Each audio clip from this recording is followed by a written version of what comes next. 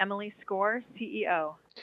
Emily, let's talk about some rumors swirling regarding renewable volume obligations for biofuels going forward. As you separate fact from fiction, how much can you concretely sort of share with us right now? Well, I mean, it is a good question separating fact from fiction. An important fact is we haven't yet seen the RVOs. And the fact that the agency is delayed in getting out the proposal for the blending obligations for 2021 and 2022, that's concerning in and of itself. Because this should be very straightforward. You have an administration and a president who he campaigned very strongly on his support for biofuels, on clean energy jobs, on the rural economy, and on a strong renewable fuel standard.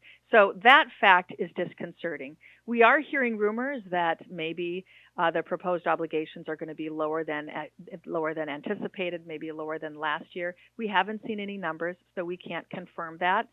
We do know there's one final step, and that is in the interagency review. That is sending the proposal to the Office of Management and Budget. It hasn't yet happened, so we're still several days away from seeing the proposal. Does this mostly just boil down to biofuels versus big oil and kind of that tug of war for the fuel market share? Unfortunately, I think it does. And that shouldn't be the case with this administration because you have a president who has such a strong agenda on climate change, mitigating climate change. Climate is an overlay in all of the major policies. And so greater blending of biofuels should be precisely the kind of thing that this administration should be embracing at every opportunity.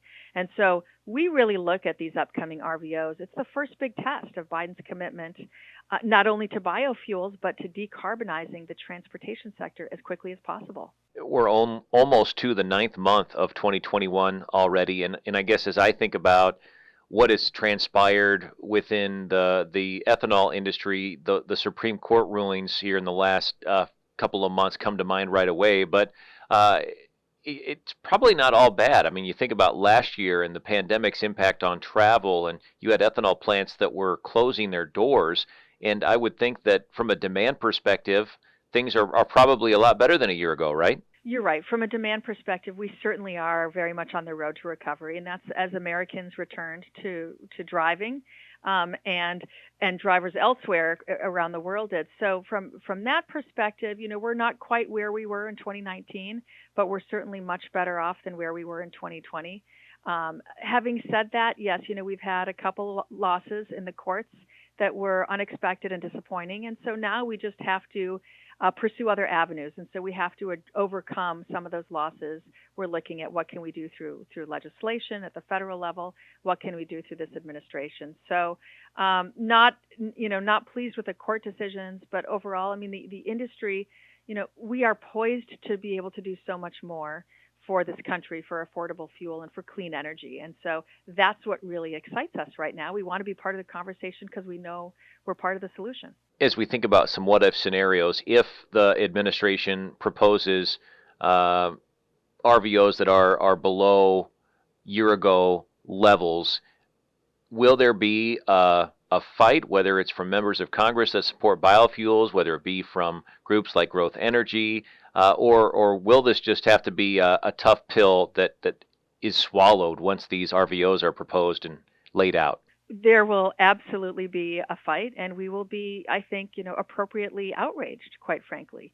Anything short of 15 billion gallons, that is a win for big oil. It's a crushing blow to middle America at a time when we need to continue our COVID recovery throughout the middle of the country. So, we have expectations. We've got to see 15 billion gallons of targeted blending, and we need to see some advanced blending targets that lean in on the promise of biofuels. So that's what we expect to see. That's what all of the rhetoric of the president throughout the campaign trail would suggest we would be seeing as well. So, as I said, this is really the first big test. We are hopeful. I will be hopeful